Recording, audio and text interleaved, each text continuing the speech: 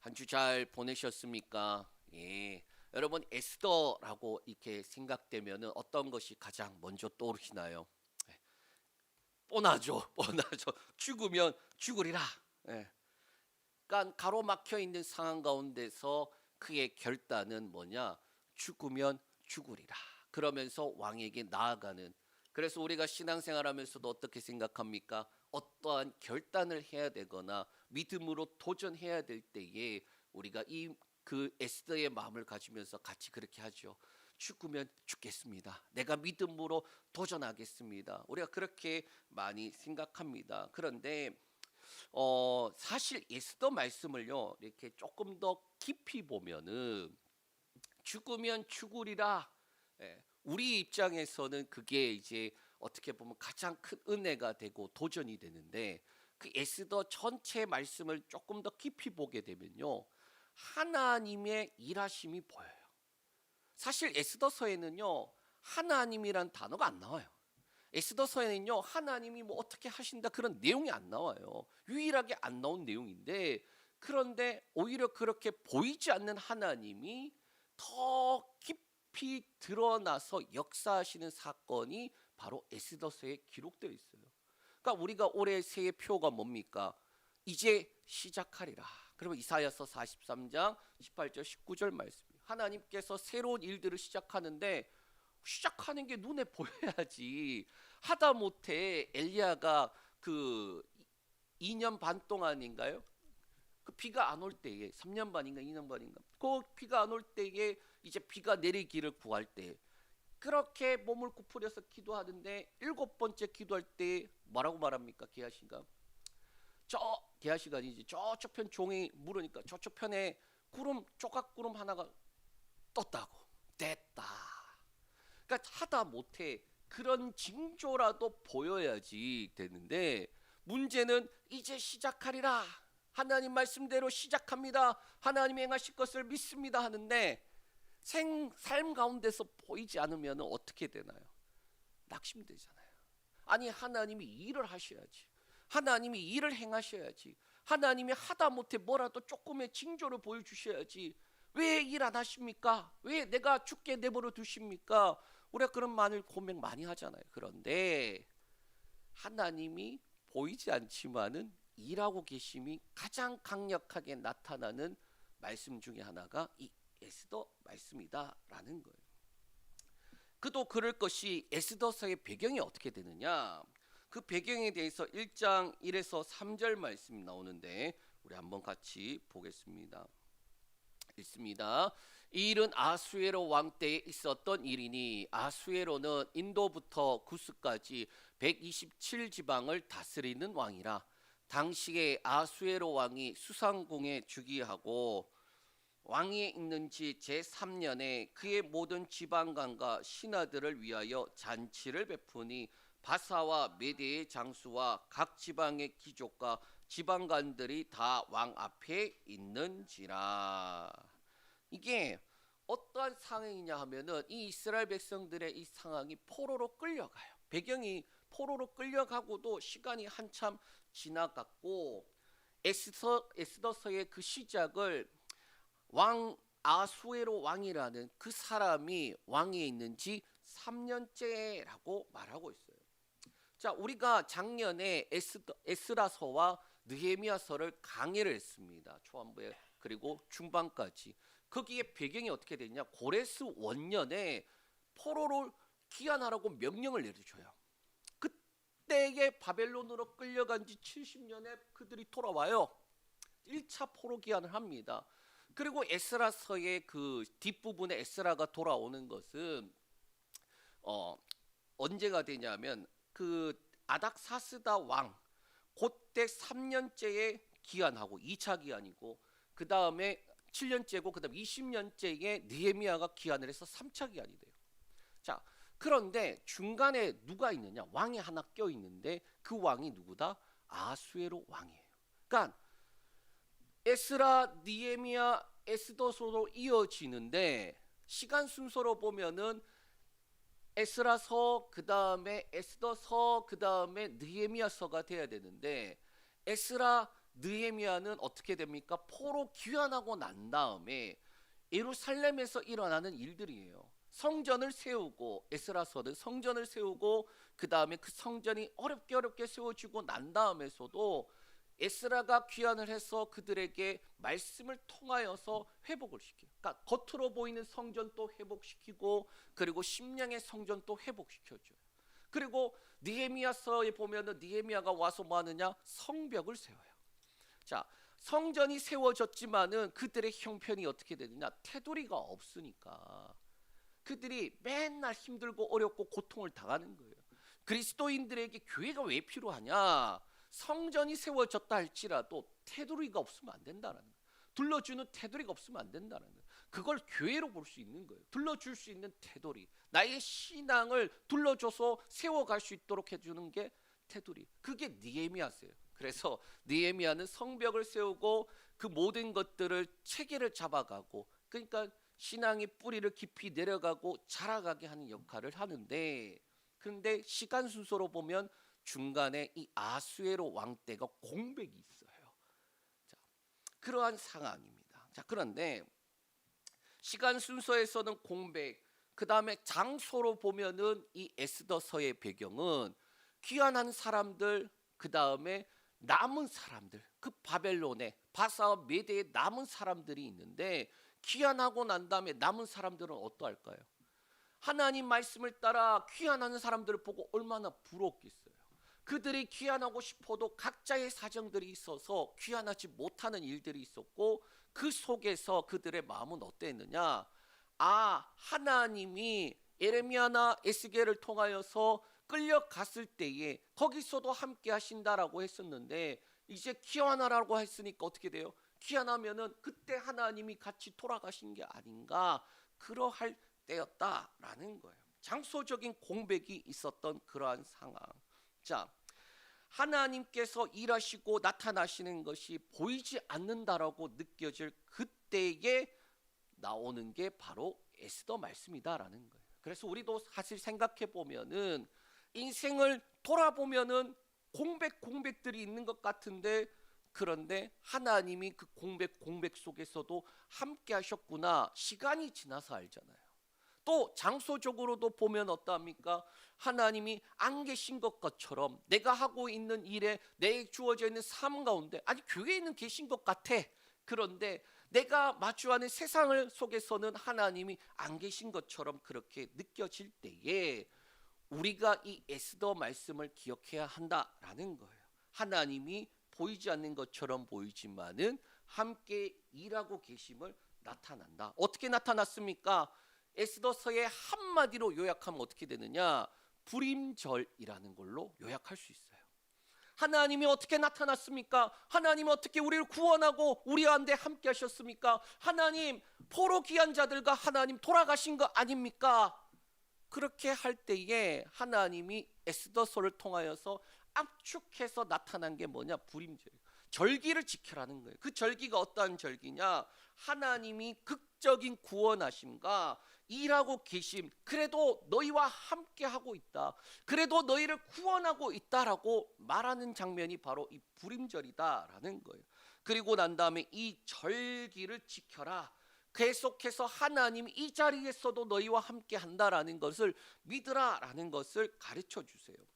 그러므로 그때의 사람들, 즉 나라는 망하고 포로로 끌려와서 이방의 나라에서 수치와 그리고 굴욕을 맛보면서도 아무것도 할 수 없었던 그 사람들, 포로 귀환하는 것들을 보면서 부럽다, 이제 우리에게 남은 것은 없다라고 할 그 사람들, 그 사람들이나 이제 우리가 그리스도인으로서 세상을 바라보면서, 아니 이러한 세상을 우리가 살아가야 되는데 하나님 어디 계십니까? 하나님이 계신 것이 맞으십니까? 그러한 생각이 들 때에 저와 여러분들에게 하시는 말씀이 바로 하나님 우리와 함께 하신다. 안 보이는 것 같아도 너희와 함께 하신다. 하나님이 일하고 계신다. 보이지 않는 것 같아도 일하고 계신다. 그리고 그 일하심이 너희가 보고 영영이 고백하며 찬양하게 될 것이다. 그게 바로 에스더 말씀이다라는 거예요. 이 에스더 말씀 놀라울 정도로 하나님의 이름이 나타나지 않아요. 그런데 이야기의 전체는 이렇게 말합니다. 하나님은 숨어 계신 것이 아니라 뒤에서 일하고 계신다. 하나님이 침묵하신 것이 아니라 섭리도 일하고 계신다라는 거예요. 이것을 조금 더 구체적으로 공식화시키면 어떻게 되느냐? 이렇게 됩니다. 공식화시키면은 자, 세우시고 움직이시고 역전시키신다. 저 옆에 있는 구절들이 에스더서의 구절이 핵심 구절이에요. 하나님께서 세우시고 움직이시고 역전시키신다. 그러면 하나님이 무엇을 세우십니까? 무엇을 움직이고 계십니까? 어떻게 역전시키십니까? 우리는 그 질문들을 하면서 어떻게 돼요? 에스더 말씀을 따라가야 한다라는 거예요. 겉으로 보면 사람들이 움직이는 것처럼 보입니다. 그런데 왕이 명령하고 그리고 신하들이 계산하고 법을 내려서 막 여론이 움직이는 것 같아 보이고 그리고 그 움직임을 보이는데 우리가 볼 때에는 세상의 주관자들이 움직여가는 것처럼 보이지만은 그 움직임을 넘어서 하나님이 무대를 만드시고 그 무대 속에 하나님의 사람을 세우시고 그리고 하나님께서 사건과 사람들을 움직이셔서 마침내 결말에는 역전을 시키시더라라는 거예요. 이게 저와 여러분들이 보게 될 것이고 또 우리의 삶 가운데서 그러한 일들이 일어날 줄 축복합니다. 자, 그러면 우리가 에스더 강해를 오늘부터 시작하는데 10주간 할 거예요. 그래서 집중해야 될 것 먼저 세 가지만 이야기하겠습니다. 첫째, 하나님이 보이지 않아도 하나님을 신뢰하는 믿음을 가져야 합니다. 말씀을 통하여서 우리는 우리의 삶 가운데 하나님이 보이지 않는 것처럼 보이지만 하나님이 함께 하시고 일하신다. 그 믿음을 가지면서 같이 10주간 나가길 축복합니다. 둘째로 정체성의 싸움이다. 세상을 살아가면서도 나는 누구인가? 나는 누구에게 속하였는가? 끊임없이 질문들을 받아요. 우리가 교회 안에 있으면은 쉽죠. 나는 그리스도인입니다. 하나님의 자녀입니다 하는데 바깥에 나가서는요. 내가 예수 믿는 거 드러내지 않으려고 하는 사람들 많아요. 엄청 많아요.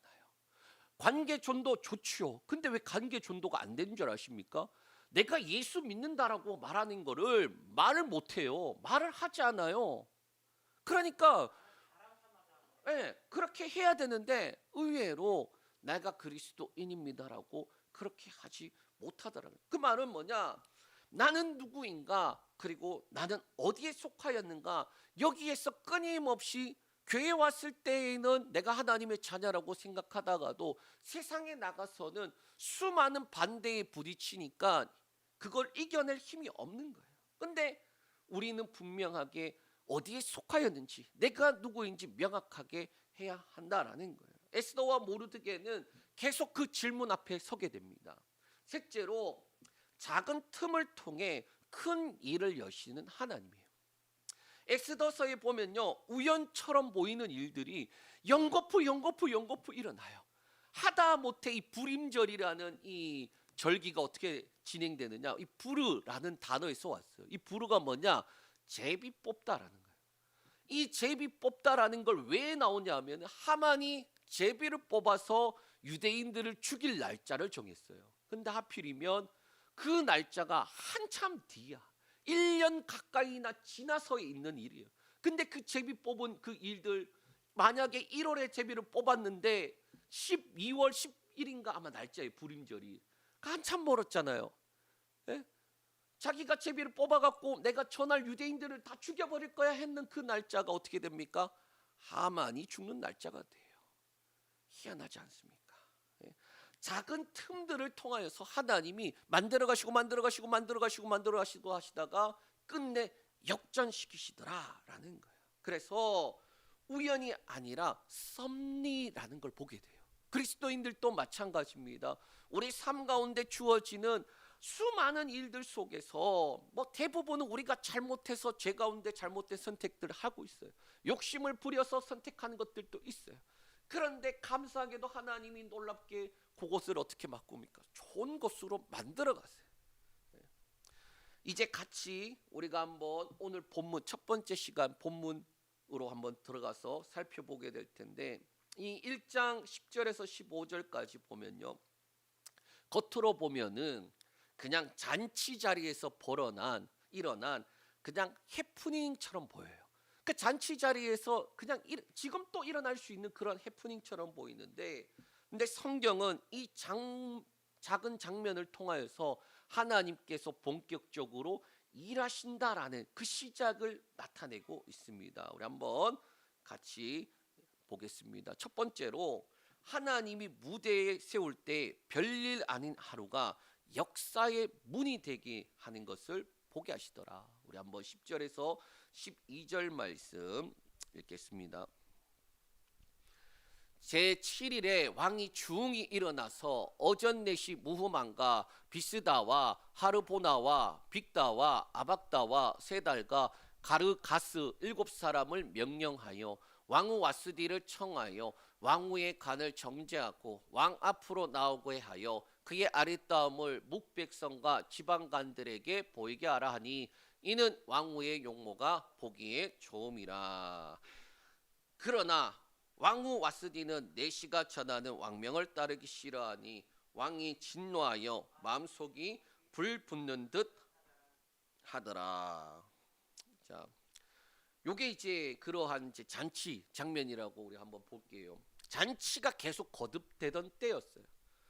3절에 왕이 제위 3년 땡에 모든 지방관과 신하들을 위해 잔치를 베풀었고, 그 잔치가 며칠 동안 하느냐, 180일을 해요. 그러니까 6개월 가까이를 잔치만 하는 거예요. 그러면 우리 생각에는 왜 이렇게까지 하는가? 주석을 살펴보니까 하나의 가설이 있는데, 그리스를 치기 전에 전부 다 불러 모아서 지금 준비하는 것 동시에 왕이 뭐라고 말하는 거냐, 우리가 승리할 수 있다라는 것을 보여주기 위한 거예요. 이 승리를 할 수 있다, 나 살아있다, 그렇게 나타내는 거예요. 내가 이만큼의 재력과 권력과 능력 된다, 그걸 과시하고 있어요. 그리고 이 180일이 지나고 난 다음에 5절에 도성 수산에 있는 귀천간의 백성들, 그러니까 그런 지방간들뿐만 아니라 일반 백성들 중에서도 천한 사람들에게 7일간의 잔치를 베풀어줘요. 그리고 9절에 보니까 왕후 와스디도 아수르 왕궁에서 있는 여인들을 위해 잔치를 베풀어주고 있어요. 그러니까 180일 하고 그리고 마지막 7일을 같이 했는지 모르지만은, 그러나 잔치가 끝나갈 때예요. 완전히 이제는 끝나가는 그 상황에 갑자기 문제가 생기기 시작합니다. 10절에 어떤 문제가 일어나느냐, 왕이 주흥이 일어났다라는 거예요. 왕이 주흥이 일어났다. 이 주흥이 일어났다라는 말의 원어적 의미는 뭐냐, 술로 인하여 왕의 마음이 즐거워졌을 때라는 그러한 의미예요. 좋게 표현한 거예요. 이제까지 주사가 없었는지는 모르겠지만 계속 주사가 있었는데 그냥 작은 것일 수도 있겠지요. 그런데 갑자기 마지막 이때에 이상한 주사가 일어나는 거예요. 그게 뭐다? 왕비를 자랑하고 싶은 거예요. 왕후 와스디를 불러다가 잘 입혀갖고 지금 데려와. 그리고 지방관들과 백성들에게 내가 보여줄 거야. 갑자기. 그래서 이 7내시를 불러다가 일을 진행시키는데, 왜 7내시냐? 지금 이 7이라는 숫자가 그 시대에는 신성한 숫자, 완전한 숫자로 그렇게 인식되던 거예요.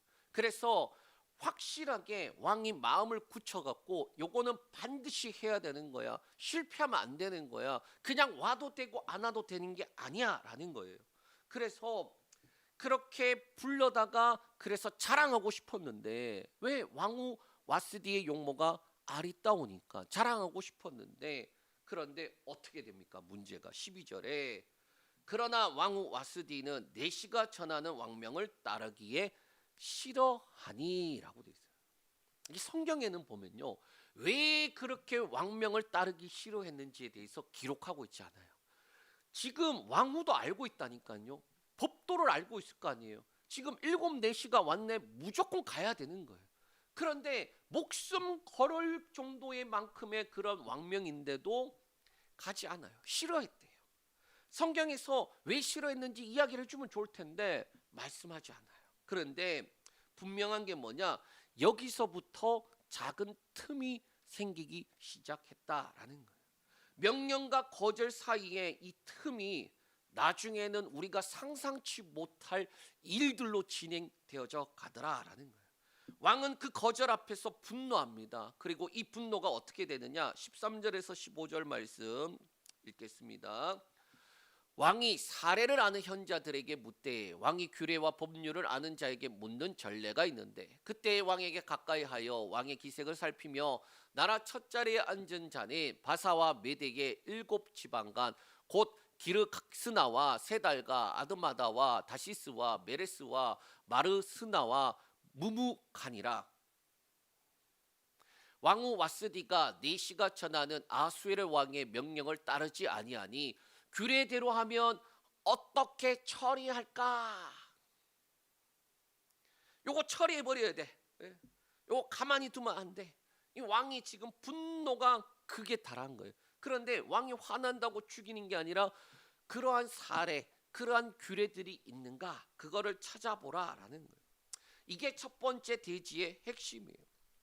잔치 끝날 왕이 그동안에 여러 주웅들이 분명히 있었을 텐데 사람 버릇 어디 안 가잖아요. 분명히 술 먹고 주사를 뿌렸을 텐데 그런데 갑자기 마지막에 왕후 와스디를 왜 불러? 왜 갑자기 불렀을까? 그리고 왕후는 왜 거절을 했을까? 성경에는요 기록이 안 돼 있어요.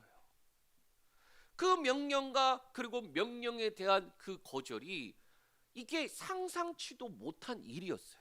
그런데 그 한마디가 이제 법의 자리로 넘어가는데 그냥 말로서 거절로서 끝나는 게 아니라 집안 문제가 아니라 가정 문제가 아니라 나라로 번져가고 그리고 법으로 연결되더라라는 거예요. 하나님께서 지금 뭐 하시느냐? 이 틈에 비집고 들어와서 일하기 시작하더라라는 거예요. 그래서 두 번째로 하나님이 사람들의 계산과 두려움을 움직이실 때 작은 틈이 제국의 논리를 떠나서 법으로 가는 거예요. 이게 법으로 바뀌는 순간 에스더가 등장하게 되는 그러한 배경이 되더라라는 거예요. 우리 19절에서 20절 말씀 읽겠습니다.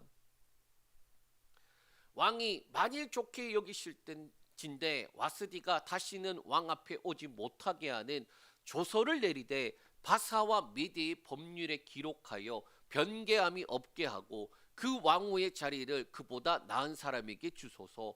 왕의 조서가 이 광대한 전국에 반포되면 귀천을 막론하고 모든 여인들이 그들의 남편을 존경하리이다 하니라. 이 16절에서 18절에 뭐가 있느냐? 왕에 가까이 있던 7지방간 중에 무무간이라는 사람이 있어요. 그가 왕에게 뭐라고 대답하냐? 첫째, 왕후 와스디는 왕에게만 잘못한 거 아닙니다. 왕의 모든 지방 관리와 백성들에게 잘못한 겁니다. 그 죄가 크다. 둘째, 왕의 명령에도 오지 않는 이 왕후 때문에 그 소문이 모든 여인에게 퍼지면 그들도 그들의 남편을 멸시하게 될 겁니다. 셋째, 오늘이라도 귀부인들이 왕후의 행위를 듣고 왕의 모든 지방에게 말할 텐데 멸시와 분노가 많이 일어날 것입니다. 갑자기 확대가 돼요. 이 무무간이라는 사람이 가장 가까이 있다고 그랬잖아요. 그런데 이 사람이 갑자기 그 말들을 보면요, 그냥 작은 문제로 볼 수도 있는데 확대하기 시작합니다. 어마어마하게 확대를 만드는 거예요. 일을 키우는 거예요. 자, 그러고 난 다음에 그 결론이 19절 20절 좀 전에 읽은 말씀이에요. 와스디를 왕 앞에 다시는 못 오도록 조서를 내리고 바사와 메대의 법률에 기록하여 변개함이 없도록 그렇게, 그러니까 왕을 어떻게 보면 왕후는 다시는 법적으로도 다시는 왕 앞에 설 때 못 쓰는 거, 그리고 변개함이 없는 법을 만드는 거는 왕조차도 바꿀 수 없는 법이에요. 그렇게까지 해서 못 오게 해야 됩니다. 요거 작은 문제였는데 갑자기 큰 문제로 뻥 튀기가 된 거예요. 그러고 난 다음에 또 하나 뭐냐? 왕후 자리를 그보다 나은 사람에게 주도록 하시면 되겠습니다. 라는 거예요. 이게 이렇게까지 할 일인가? 예? 이게 이렇게까지 할 일인가? 그런데 이게 이렇게까지 되네. 이게 이렇게까지 된다라는 거예요. 우리가 가끔 이제 살다 보면요, 실수할 때도 있어요. 우리가 실수할 때도 있어요. 그런데 별일 아닌데 이 별일 아닌 실수가 사고로 이어지는 때가 언제냐? 운전할 때예요. 가는 사람과 내가 가는 것과 어떻게 보면은 내가 실수할 수도 있고 상대가 실수할 수도 있는데, 이제 내가 실수할 때는 좀 이제 관대하잖아요. 야, 너 왜 그래? 이렇게 나오고, 또 저쪽에서는 야, 너 왜 운전 그렇게 할 수 있잖아요. 그러다 보면은 이게 간혹 우리가 영상을 보면 어떤 걸 보느냐? 둘 다 똑같은 사람이 만나갖고 사고가 안 날 걸 사고가 나는 걸 봐요. 예. 지금 최악을 최악의 최악으로 치닫는데, 이 무무관이라는 사람 한마디 때문에 그가 아이고 뭐 그렇습니까? 뭐 왕후님께서 사정이 있나 보죠. 왕이 잔칫날 그리고 마지막 날인데 너그러이 용서해 주세요 하면 되는 거예요. 그런데 갑자기 이 일을 뻥튀기 시키더니 어떻게 됩니까? 법으로 만들고 조서를 내리고, 그 다음에 변개하지 못한, 왕도 못 바꾸는 법을 만들어서 왕후 폐위시키고 새로운 사람 세우자라는 거예요. 자, 그런데 성경에는 말하고 있지 않지만 이 왕후 와스디가 왜 그런 왕 앞에 안 나갔을까? 주석을 살펴보고 또 여러 가지 이제 사람들 학자들의 가설이 있어요. 뭐냐? 그 왕의 아들이 누구냐면 이제 다음 왕이 된 사람이 아닥사스다 왕이 되는데, 이 왕후 와스디가 임신 중이었을 것을 가정하고 있는 거예요. 그러니까 왕후가 왕 입장에서나 예쁘지 임신을 해도. 그런데 그 와스디 입장에서는 내가 지금 배가 부르고 불편한데 내 모습이 제일 안 좋다고 생각되는데 굳이 왕이 그렇게 데려가야 되나? 그러한 상황이 아니었을까?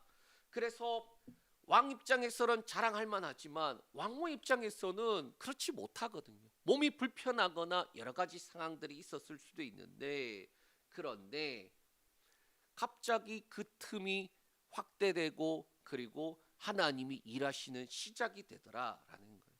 이 무무관은 확실하게 처리해 버립니다. 변개할 수 없는 법으로 다른 사람을 대신하도록. 왜? 그렇지 않으면 자기가 뱉은 말에 왕후가 복귀했을 때 어떻게 되겠어요? 숙청 대상이 되니까. 자, 왕이 좋게 여겨요. 조서를 내리고 변개할 수 없는 법으로 세워서 만들어 버렸어요. 이제 봉해졌어. 저거 뜯을 수 있는 사람은 없어. 그렇게 하는데 왕이 좋게 여겼다라는 거예요. 분노와 개인 감정으로 끝나지 않고 어떻게 됩니까? 확대되어져서 절대 바꿀 수 없는 법으로 나아가더라라는 거예요. 그래서 두 번째 우리는 뭘 보게 되느냐? 작은 사건이 커진 이유는 사건이 원래 거대해서가 아니에요. 두려움과 체면이 그 사건을 나라의 위기로 번역했기 때문에. 무무관이 자꾸 찔러대니까 확대 해석한 거야. 내 위치가 조마조마하면 안 되니까. 더군다나 모두 지방관들 불러다가 전쟁을 준비해야 되는데 조금이라도 내 위신과 그리고 권력에서 누수가 생긴다면은 그게 다 리스크니까. 자, 근데 그게 결과는 분노가 조소가 되고 조소가 제도가 되고 제도가 사람들을 묶어내더라라는 거예요. 나비 효과예요, 나비 효과. 자, 그런데 여기서 한 가지 질문이 남습니다. 이렇게까지 일을 벌려놨는데 술을 먹고 난 다음에 시간이 지나면 어떻게 되나요? 술 기운이 다 떨어지잖아요.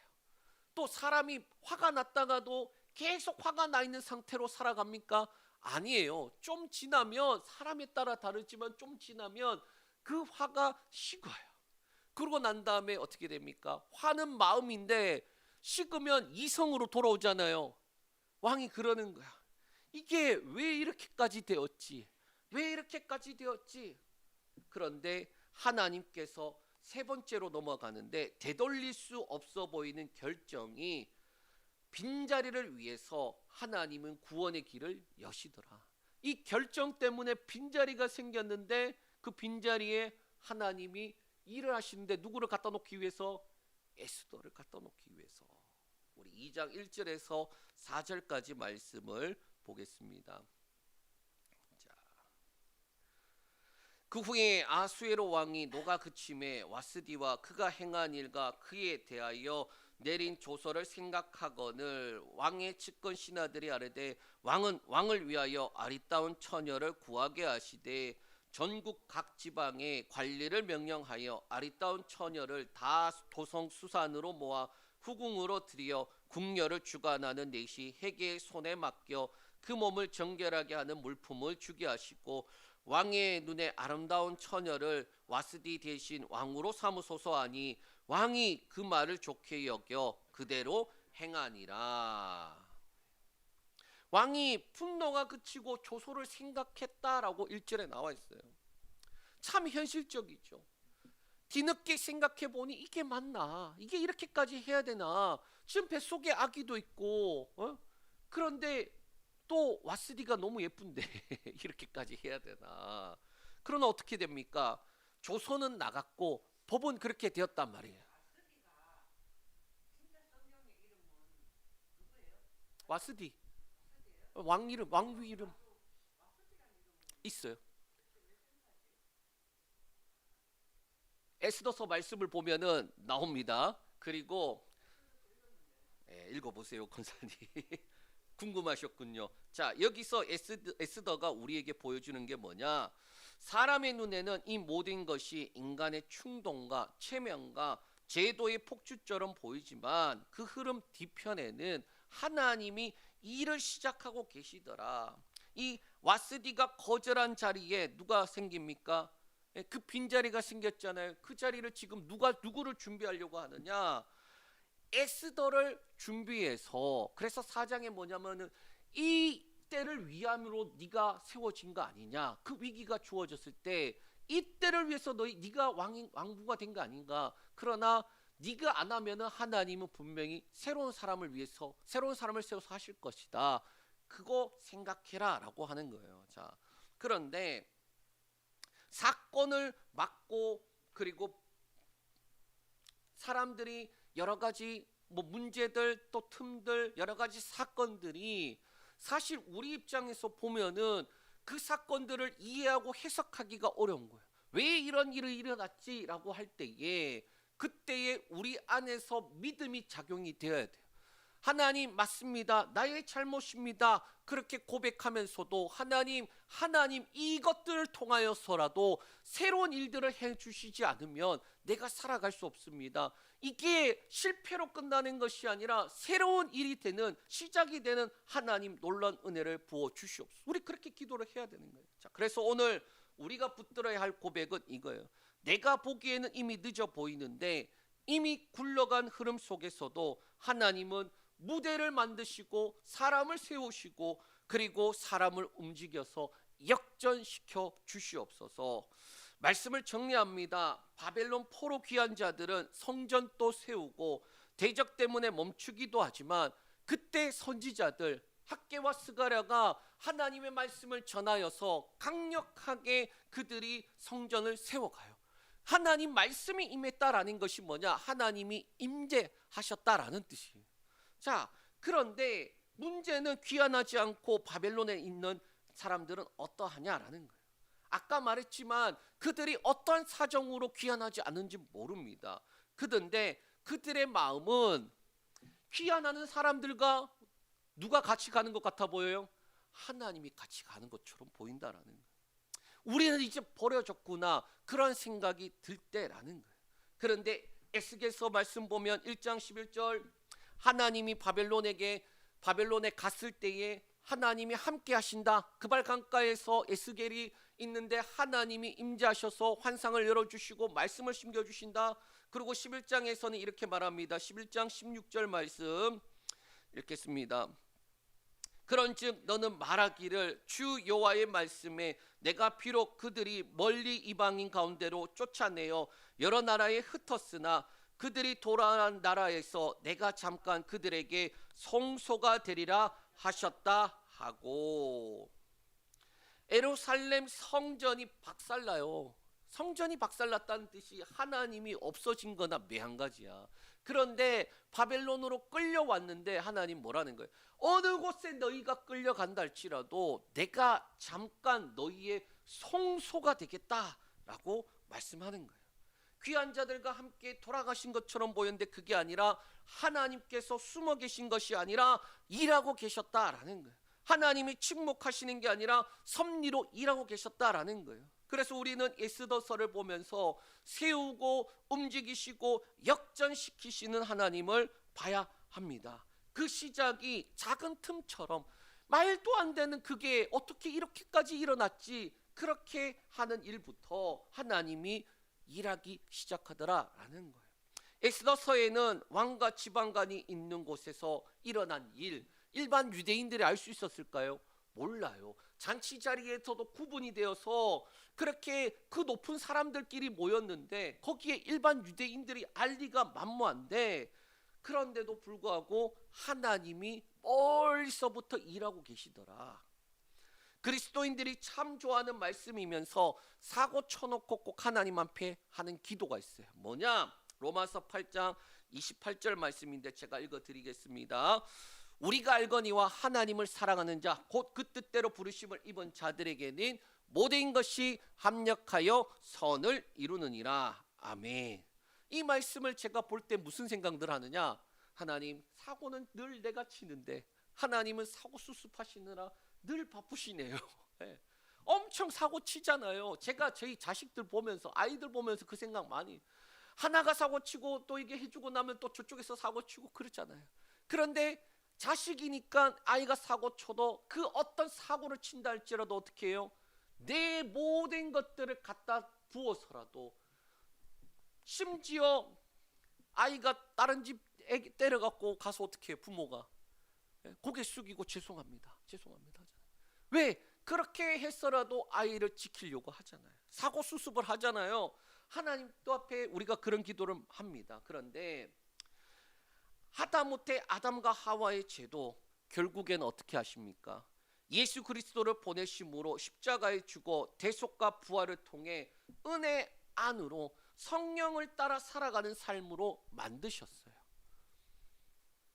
하나님이 아담과 하와가 친 사고, 죄, 그것을 어떻게 협력해서 선으로 만드셨습니까? 예수 그리스도를 보내심으로 그렇게 해결하셨다라는 거예요. 하물며 다른 것들인들 어떠하겠느냐라는 거예요. 엑스더서의 모습이나 우리 삶 속에서도 동일합니다. 마치 하나님이 침묵하시는 것 같고 보이지 않는 것 같을 때에, 그리고 절대적인 위기를 맞이하는 것 같을 때에 하나님께서 함께 하심과 일하고 계심과 결국에는 우리로 세우시고 움직이셔서 역전시키는 것을 보며 살아가게 하실 것이다 라는 거예요. 그 기대와 소망이 넘치는 저와 여러분들 되시길 축복합니다.